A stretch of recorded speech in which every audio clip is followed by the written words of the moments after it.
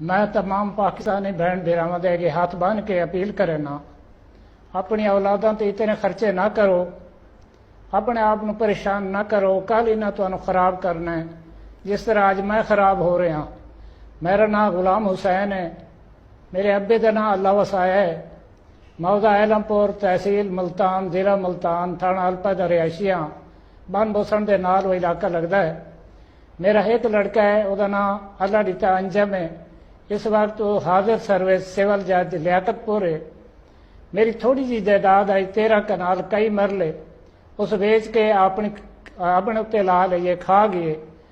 और मेरा कोई शायद जिंदगी दी उस नहीं रखी जेड़ी मैं मजदूरी करेंदा रहा या जायदाद हाई सारी उस खा ली। इस वक्त उस मैनू 2015 धक्के दे के घरों च कढ़ दिता है। मैं दर दर दियां ठोकरां खा रहा। मेरी बीवी आई, मैं आम, असां दोवें मजदूरियां करके उसनू पढ़ाया है। इस नौबत ते पहुंचे अज सिविल जज हाजिर सर्विस अलीपुर तैनात होया 2000 ਉਹਦੀ मां ਉਹਨੂੰ मिलन गई 2002 ਉਹਨੂੰ ਉੱਥੋਂ पकड़िया तो घर छोड़ गया। फिर वो दोबारा गई, फिर पकड़िया तो घर छोड़ गया। पूछा लोगों क्यों छोड़ आना है, तेरी माँ है कौन है? उस आख्या नौकर है साड़ी, असानू अच्छी नहीं लगती, असा तां घर छोड़ आने। जदों सुनिया मेरी भाई मैं नौकर हाँ, उन्होंने माँ ही कोई नहीं, उसने जहर खा ली, दिल बर्दाश्त होकर खुदकुशी कर ली। लिहाजा मेरी उम्र इसलिए 80 साल है, 77 78 80 साल उम्र है। सन 60 मैं मैट्रिक किया आई, शुगर का मरीज हाँ। इस वक्त मेरी बिनाई भी बहुत खराब है, नज़र कुछ नहीं आता, दर दर दियां ठोकरां खा रहा। तेरे मेरे को रह के गुजारा कर रहा। इस वक्त मेरे को थोड़ा जहा रकबा मुस्ताजिरी ला के तेरे मेरे को काश्त करा के मैं अपने गुजारा कर रहा।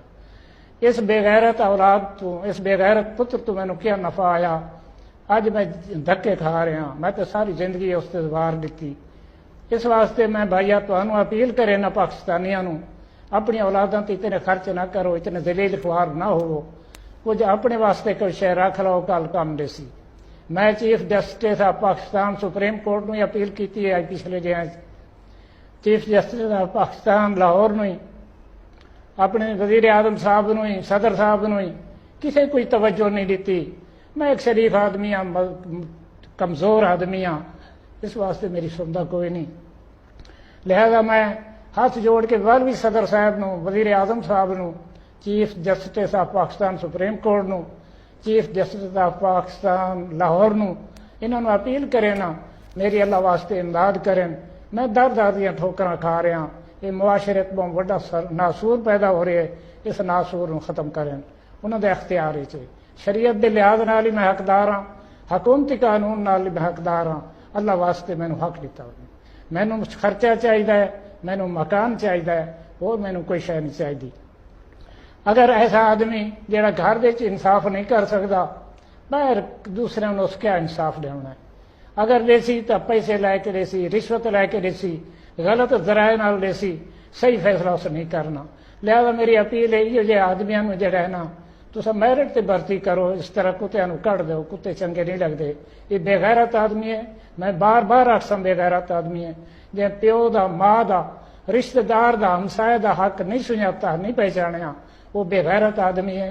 मैं वल भी आखसा, वल भी आखसा, वल भी आखसा। इसका ताल्लुक ज्यादातर क्रिमिनल आदमियों नाल, बदमाश आदमियों नाल है।